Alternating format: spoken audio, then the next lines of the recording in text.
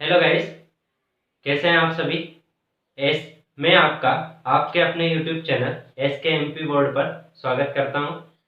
तो last class में हमने एक कहानी पढ़ी थी। किसके बारे में? फोर्स के बारे में हमने कहानी पढ़ी थी कि फोर्स क्या होता है। फोर्स क्या होता है? कोई भी ऑब्जेक्ट को यदि हम पुश करते हैं या फिर पुल करते हैं, ठीक है, या तो हम खींचते हैं या फिर उसमें धक्का लगाते हैं, तो वो जो एक्टिविटी है उसको हम क्या बोलते हैं? फोर्स। जो एनर्जी लगाते हैं उसको क्या बोलते हैं? फोर्स। ये हमने पढ़ा था।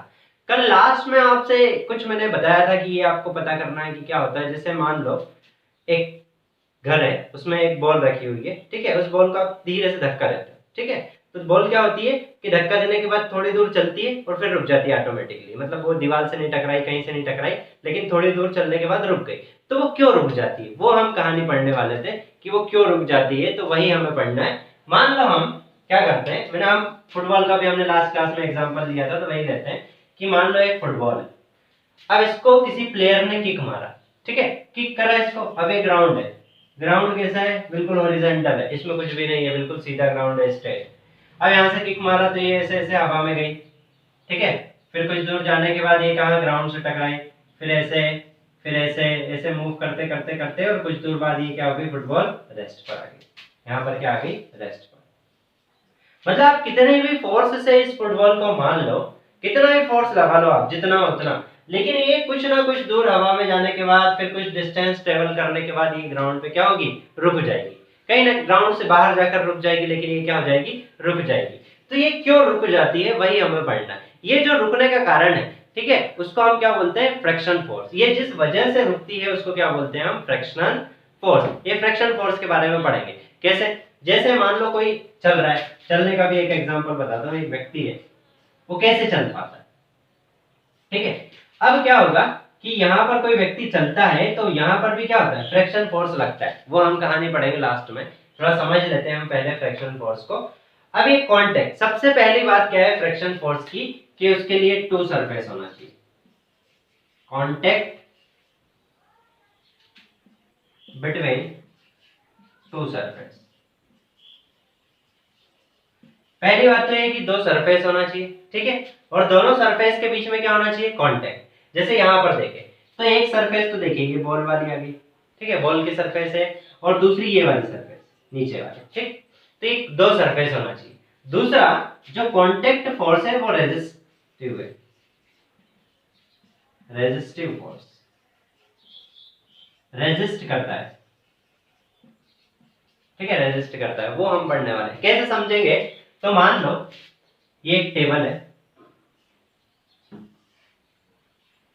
टेबल के ऊपर क्या है? एक बुक रखी हुई है, ठीक है, या फिर बॉक्स रखा हुआ है। टेबल के ऊपर एक बॉक्स रखा है, छोटा वाला, ठीक। आप देखोगे तो आपको ऐसा दिखाई देगा, ये है टेबल, ठीक है, टेबल के ऊपर मान लो एक बॉक्स रखा है, इस टाइप से आपको दिखाई देगा, जैसे यहाँ पर, ठीक है, इस टाइप से आपको दिखाई देगा, एक टेबल है, टेबल के ऊपर बॉक्स रखा है। अब क्या होगा, ये तो आप कैसे एक्चुअल में देखोगे तो आपको ऐसा दिखाई देगा, लेकिन क्या है कि कोई भी जो सरफेस है वो पूरी तरह स्मूथ नहीं होती है। क्या है कि वो बिल्कुल स्मूथ, स्मूथ मतलब चिकनी, स्मूथ नहीं होती वो, कुछ ना कुछ उसमें खरदरी। तो आप यदि इसको माइक्रोस्कोप से देखोगे तो आपको कैसा दिखाई देगा? ये टेबल की सरफेस आपको ऐसे दिखाई देगी, इस टाइप से, ठीक है, ऐसे दिखाई देगी आपको। और ये जो बॉक्स है इसकी सरफेस कैसे दिखाई देगी? उसकी भी ऐसे दिखाई देगी, ऐसे, इस टाइप से, ठीक है, इस टाइप से आपको दिखाई देगी। अब क्या हो रहा है कि यहाँ पर दो कॉन्टेक्ट सरफेस हो गई, एक तो कोई किसकी सरफेस? बॉक्स की सरफेस हो गई, ठीक है, और दूसरी कॉन्टेक्ट सरफेस कौन सी हो गई? टेबल की। तो पहली कंडीशन तो ये है कि जब भी हम फ्रिक्शन फोर्स की बात करते हैं, कांटेक्ट बिटवीन टू सरफेस के बीच में कांटेक्ट होना चाहिए। ऐसा नहीं कि कांटेक्ट है ही नहीं। मान लो मैंने एक हाथ नीचे रखा, एक नीचे रखा, बोलते हैं सर ये दो सरफेस हो गई, यहाँ फ्रिक्शन फोर्स, लेकिन जब तक कांटेक्ट नहीं होगा तब तक हम फ्रिक्शन फोर्स की बात नहीं करेंगे। तो सबसे पहले टू सरफेस और उनके बीच में कांटेक्ट। अब क्या हुआ कि मान लो ये बॉक्स ऐसे खुरदुरा है, ठीक है, ये इसको बोलते हैं हम रफ है, ठीक है। अब रफ है तो क्या है, यदि आप इसको फोर्स लगाओ, यदि आप इसको फोर्स लगाओगे तो क्या होगा? ये जो यहाँ की सरफेस है, ये जो सरफेस है नीचे वाली, किसकी? टेबल की, टेबल की सरफेस है, ये बॉक्स को आगे नहीं बढ़ने देगी। वो क्या करेगी? उसको आगे नहीं बढ़ने देगी। मतलब ये जो नीचे वाली सरफेस है टेबल की, ये बॉक्स को क्या कर रही है? रेजिस्ट कर रही है।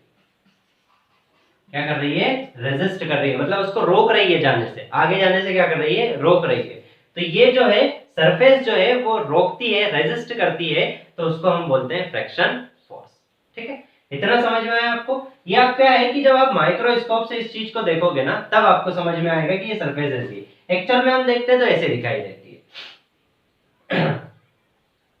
अब देखिए यहाँ पर हमने फ्रैक्शन देखा, तो इसको मैं थोड़ा सही से बनाकर यहाँ पर बता देता हूँ आपको। मान लो ये बॉक्स है, ठीक है, ये ऊपर वाला बॉक्स ले रहे हैं, इसकी सरफेस ऐसी है, और यहाँ पर क्या है, टेबल, इसकी सरफेस भी ऐसी है। अब यहाँ पर क्या हो रहा है, यदि हम फोर्स लगाएं यहाँ पर, ठीक है, फोर्स लगाएं तो ये क्या होगा कि ये बॉक्स है ना, कुछ फोर्स लगाओगे आप तो ये बॉक्स आगे नहीं बढ़ेगा। ठीक है, थोड़ा सा फोर्स लगाओगे तो आगे नहीं बढ़ेगा, फिर थोड़ा सा फोर्स बढ़ाओगे तब भी नहीं बढ़ेगा, फिर मान लो आपने थोड़ा सा और बढ़ा दिया तो ये हो सकता है आगे बढ़ जाए। ठीक है, तो ये जब तक आगे नहीं बढ़े, कब तक, जब तक आगे नहीं बढ़े, तब तक की हम बात कर रहे हैं, जब तक आगे नहीं बढ़े। मान लो आपने कुछ फोर्स बनाया और ये आगे नहीं बढ़ रहा है, ये आगे बढ़ने की कोशिश कर रहा है लेकिन आगे बढ़ा नहीं है, उस टाइम क्या होता है कि ये तो आगे बढ़ रहा है लेकिन ये जो नीचे वाली सरफेस है ये इसको रेजिस्ट कर रही है, मतलब इसको रोकने की, पकड़ने की कोशिश कर रही है। ठीक है, मान लो आपका कोई फ्रेंड है, वो आपको वो बोल रहा है घर पे जाने के लिए, लेकिन आपने उसका हाथ पकड़ रखा है और आप उसको खींच रहे हो। ठीक है, वो उस साइड फोर्स लगा रहा है लेकिन आप इस साइड फोर्स लगा रहे हो, तो वो आप क्या कर रहे हो, उसको रेजिस्ट कर रहे हो, आप उसको जाने नहीं दे रहे हो। तो यहाँ पर सेम है कि ये वाली सरफेस आगे बढ़ना, इस साइड बढ़ना चाहती है, लेकिन ये नीचे वाली सरफेस ये इसको क्या कर रही है, रेजिस्ट कर रही है। तो यहाँ पर जो हमने फोर्स लगाया, इसको रेजिस्ट करने के लिए ये जो नीचे वाली सरफेस है ये फोर्स लगाएगी, इस फोर्स को हम बोलते हैं फ्रिक्शन फोर्स। फ्रिक्शन फोर्स, ठीक है, ये नीचे वाली सरफेस ये ऊपर वाली सरफेस को रेजिस्ट करने के लिए, रोकने के लिए जो फोर्स लगाएगी उसको हम बोलते हैं फ्रिक्शन फोर्स। इसको हम किससे, स्मॉल एफ से शो करते हैं, और ये जो है फोर्स को हम कैपिटल एफ से शो करते हैं। ठीक है, इसको हम कैपिटल एफ से, और यदि फ्रिक्शन फोर्स की बात करेंगे तो हम स्मॉल लेटर के एफ से शो करें।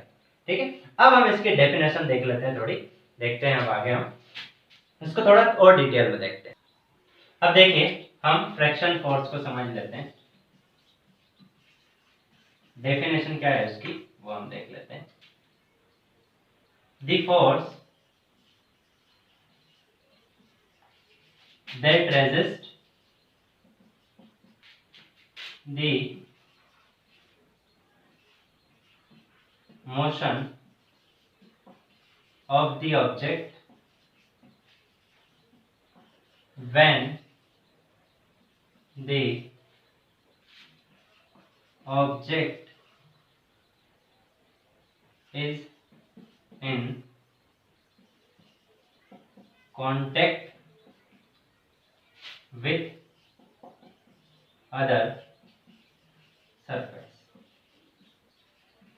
ठीक, क्या लिखा गया है, द फोर्स दैट रेजिस्ट, ऐसा फोर्स जो क्या करे, रेजिस्ट करे। अभी हमने पढ़ा था यहाँ पर कि रेजिस्ट लगता है, वो आगे की ओर मूव करने की कोशिश करता है, लेकिन वो टेबल कहाँ लगाती है, उस पर पीछे की ओर फोर्स लगाती है। मतलब the force that resist the motion of the object, object आगे जाना चाहता है लेकिन जो फोर्स है वो उसको क्या करता है, रोकता है पीछे की ओर, of the object when the object is in contact with other surface, जब ऑब्जेक्ट किसी सरफेस के साथ क्या हो, कांटेक्ट में। ठीक है, तो उसको हम क्या बोलते हैं, फ्रिक्शनल फोर्स। अब फ्रिक्शन फोर्स को हम तीन तरीके से समझते हैं कि वो कैसे हम और उसको डिफाइन कर सकते हैं सही तरीके से। जो नेक्स्ट क्लास है, आगे बड़ी क्लास है जैसे 11th है, उसमें आप आगे पढ़ोगे कि दो टाइप का फ्रिक्शन होता है, स्टैटिक फ्रिक्शन और काइनेटिक फ्रिक्शन, वो हम आगे पढ़ेंगे। अभी सिर्फ डिफाइन कर लेते थोड़ा सा। मान लो एक बॉक्स है, ठीक है, तीन कंडीशन उसकी हो सकती है। ये बॉक्स है, यहाँ पर मैंने सरफेस बना ली है, ठीक है, रफ सरफेस है, स्मूथ नहीं। यहाँ पर एक और बॉक्स है, ठीक है, अब यहाँ पर हम क्या है, एक और सरफेस मान लेते हैं, वही सेम बॉक्स, और यहाँ पर भी सेम बॉक्स मान लेते हैं, और ये सेम सरफेस, एक ही बॉक्स है, ये भी ए है, ये भी ए है, और ये भी क्या है, ए। ठीक, अब क्या होता है कि सबसे पहले मान लो मैंने यहाँ पर कुछ फोर्स लगाया एफ, ठीक है, एफ की मैं कुछ वैल्यू देता हूँ, मैंने मान लो मैंने 5 न्यूटन, कितना लगाया, 5 न्यूटन। जैसे हम वेट को कैसे नापते, केजी में, 10 केजी, 15 केजी, 20 केजी, ऐसे ही फोर्स को किस में नापते हैं, न्यूटन। अब मान लो मैंने यहाँ पर 5 न्यूटन फोर्स लगाया। अब क्या होगा, 5 न्यूटन फोर्स लगाया तो ये है जो ऑब्जेक्ट ये आगे नहीं बढ़ा, ये क्या बोला, नॉट मूव, नॉट मूव, इसने मूव नहीं किया। ठीक है, तो ये क्या है कि यहाँ पर क्या हो रहा है, फ्रिक्शन फोर्स लग रहा है, क्योंकि ये आगे बढ़ने की कोशिश कर रहा है, लेकिन ये जो सरफेस है नीचे वाली, ये कहां पर फोर्स लगा रही है, पीछे की तरफ, मतलब ये रेजिस्ट कर रही है, मतलब इसका फ्रिक्शन फोर्स कहां लग रहा है, पीछे, F, friction force small f से शो करते हैं। तो यहाँ पर फ्रिक्शन फोर्स कहां लग रहा है, पीछे। और हमेशा ध्यान रखना कि जितना फोर्स हम लगाते हैं उतना ही क्या लगता है, फ्रिक्शन फोर्स। कब तक, जब तक कि वो ऑब्जेक्ट मूव नहीं करे, जब तक कि वो ऑब्जेक्ट मूव नहीं करे। जैसे मान लो मैं यहाँ पर 2 न्यूटन लगाता, ठीक है, तो फ्रिक्शन फोर्स भी कितना होता, 2 न्यूटन, क्योंकि ये अब तक अभी क्या नहीं कर रहा है, मूव नहीं कर रहा है अभी। जब तक मूव नहीं करेगा तब तक जितना फोर्स हम लगाएंगे उतना ही क्या लगेगा, फ्रिक्शन फोर्स। पहली कंडीशन ये हो गई।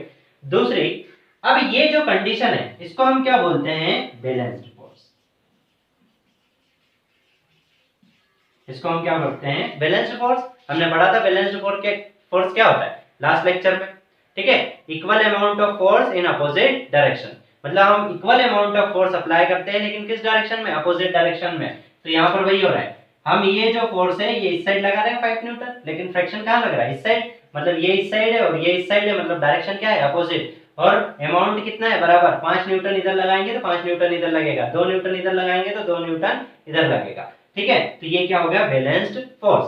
अब क्या होगा नेक्स्ट, मान लो मैंने इसको क्या कर दिया, F इक्वल टू 6 न्यूटन लगाया, 5 न्यूटन तक तो बढ़ा नहीं, मान लो पहले मैंने 1 न्यूटन लगाया नहीं बढ़ा, फिर मैंने 2 न्यूटन लगाया फिर नहीं बढ़ा, फिर 3 न्यूटन लगाया नहीं बढ़ा, फिर 4 लगाया नहीं बढ़ा, फिर 5 लगाया नहीं बढ़ा। अब मैंने क्या किया, 6 लगाया, लेकिन 6 पर क्या हुआ, टेंड टू मूव, ठीक है, ये मूव करने की कोशिश कर रहा है। क्या कर रहा है, मूव करने की कोशिश कर रहा है। तब क्या होगा, F बराबर स्मॉल है, ठीक है। ये क्या है, अभी जो फोर्स है वो लेस देन क्या है, F है, ठीक है। ये बैलेंस्ड फोर्स नहीं है, इसको हम बैलेंस्ड फोर्स यहाँ पर बोलेंगे, ठीक। इसको चेंज कर लेना थोड़ा सा।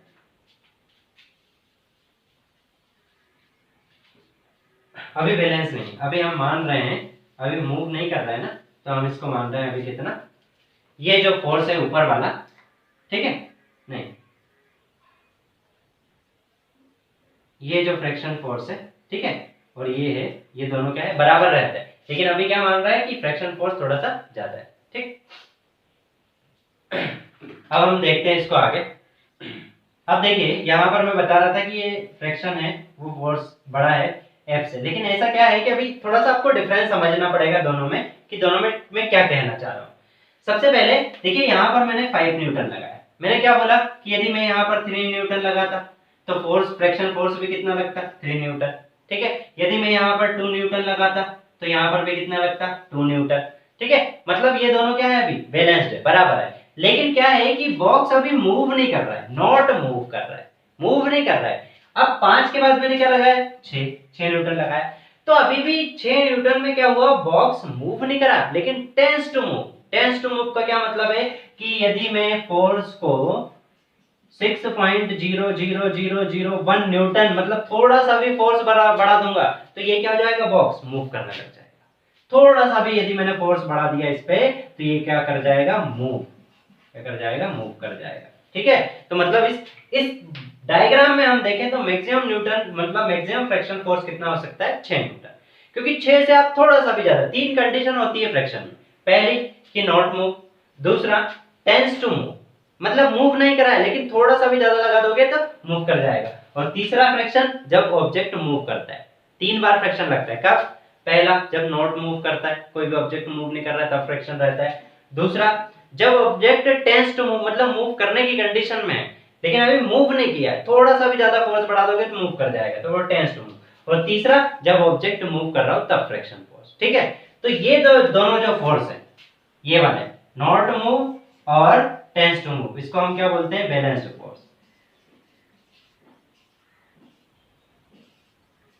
क्या बोलते हैं इसको, बैलेंस्ड फोर्स। क्यों, क्योंकि ये बैलेंस है। मान लो यहाँ पर मैंने 2 न्यूटन लगाया तो फ्रिक्शन भी कितना होगा, 2 न्यूटन, मतलब ये क्या होगा, हमेशा बराबर होगा, ठीक है, इक्वल और अपोजिट होगा। यहाँ पर भी क्या हो रहा है, इक्वल एंड अपोजिट है। मैंने 6 न्यूटन लगाया तो फ्रिक्शन फोर्स भी कितना होगा, 6 न्यूटन, ठीक है। तो यहाँ पर भी क्या होगा, बैलेंस। तो ये दोनों कंडीशन किसकी है, बैलेंस्ड फोर्स की। अब हम बात करते हैं यहाँ पर देखिए फ्रिक्शन जो मैक्सिमम था वो कितना था, 6 न्यूटन, ठीक है। और मैंने फोर्स क्या लगा दिया, मतलब जो फ्रिक्शन फोर्स मैक्सिमम लग सकता था वो कितना लग सकता था, 6 न्यूटन, लेकिन मैंने फोर्स क्या लगा दिया, 6.0001 न्यूटन, मतलब थोड़ा सा फोर्स ज्यादा लगा दिया तो ये क्या करने लगा, मूव करने लगा। मतलब अब मेरा F क्या हो गया, ग्रेटर देन हो गया किससे, फ्रैक्शन।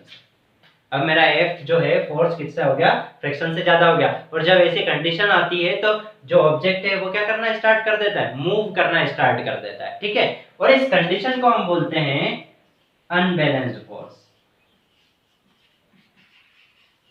अनबैलेंस्ड फोर्स, ठीक है। अनबैलेंस्ड मतलब हमने पढ़ा था अनइक्वल अमाउंट ऑफ फोर्स। जब अनइक्वल अमाउंट ऑफ फोर्स हम लगाते हैं तो उसको क्या बोलते हैं हम, अनबैलेंस्ड फोर्स, ठीक है। अब यहां पर ये मूव करने लगा। दूसरी बात ये है कि हमेशा जब भी मोशन होता है, क्या होता है, मोशन, तो हमेशा क्या रहेगा, अनबैलेंस्ड फोर्स। जब भी मोशन होगा, क्योंकि यदि मान लो बैलेंस्ड है तो मूव भी नहीं करेगा, क्योंकि इधर भी इतना लग रहा है, इधर भी इतना लग रहा है, दोनों बराबर, इधर 6 न्यूटन तो इधर भी 6 न्यूटन, दोनों साइड बराबर फोर्स है। मान लो एक रस्सी ले, ठीक है, और यहाँ पर एक ये व्यक्ति यहाँ पर, एक व्यक्ति यहाँ पर है, ये इधर खींच रहा है 6 न्यूटन से और ये इधर खींच रहा है 6 न्यूटन से। अब कोई कहाँ जाएगा क्या, कहीं भी नहीं जाएगा, क्योंकि ये बैलेंस है, दोनों साइड बराबर फोर्स है।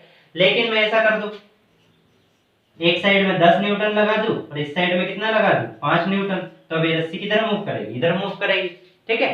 तो यहाँ पर क्या है, हम जब भी मोशन की बात करते हैं तो वहां पर क्या होता है, अनबैलेंस्ड फोर्स होता है। बैलेंस्ड फोर्स बहुत कम कंडीशन में होता है, ठीक है, फ्रैक्शन फोर्स में ही होता है। बाकी हर जगह हम किसकी बात करते हैं, अनबैलेंस्ड फोर्स की बात करते हैं। दूसरी बात, लास्ट क्लास में हमने क्या पढ़ा था, हमने एक टर्म पढ़ी, एक्सेलरेशन, ठीक है, एक्सेलरेशन हमने पढ़ा। यदि कोई ऑब्जेक्ट है और उसको एक्सेलरेट करना है, मतलब गाड़ी में आप रेस देते हो ना, गाड़ी रेस को हम क्या बोलते हैं, एक्सेलरेटर। जैसे आप रेस देते हो ना, उसको बोलते हैं एक्सेलरेटर। अब मान लो आप रेस दे रहे हो, यदि एक्सेलरेटर आप कम कर दोगे, ठीक है, एक्सेलरेटर आप क्या कर दोगे, कम, तो क्या हो जाएगा, फोर्स जो है अनबैलेंस नहीं होगा, बैलेंस हो जाएगा, तो फिर वो गाड़ी रुक जाती है। जब तक फोर्स अनबैलेंस रहेगा तब का आपका एक्सेलरेशन बढ़ता रहेगा। एक्सेलरेशन इंक्रीज करोगे तो वेलोसिटी बढ़ती चली जाएगी, ठीक। आगे बढ़ते हैं। अब देखिए यहाँ पर हमने फ्रैक्शन समझ लिया है, लेकिन ज्यादा इतनी माथा बच्चे नहीं करनी है आपको, सिंपल लैंग्वेज में आपको समझना है कि फ्रैक्शन फोर्स क्या होता है, एक रेजिस्टिव फोर्स है। पहली बात, रेजिस्टिव मतलब रेजिस्ट करता है मोशन को, और दूसरी बात, दो सरफेस के बीच में लगता है, और सरफेस के बीच में क्या होना चाहिए, कांटेक्ट, ठीक है। दो चीज याद रखना है, सरफेस के बीच में कांटेक्ट होना चाहिए और रेजिस्टिव फोर्स है, ठीक है। बाकी तो अब तो हमने फोर्स पढ़ ली है, बैलेंस और अनबैलेंस। अब हम कल पढ़ेंगे क्या, न्यूटन्स लॉ ऑफ मोशन, ठीक है, लॉ ऑफ मोशन या फिर न्यूटन्स लॉ ऑफ मोशन। और नेक्स्ट क्लास से हम स्टार्ट करेंगे। और इसी के साथ हमारा आज का लेक्चर कंप्लीट होता है। आपको हमारा चैनल सब्सक्राइब करना है, ज़्यादा से ज़्यादा लोगों को शेयर करना है, ताकि हमारे जितने भी वीडियो हैं वो सभी आपके पास आ सके। Okay, thank you guys, we will continue to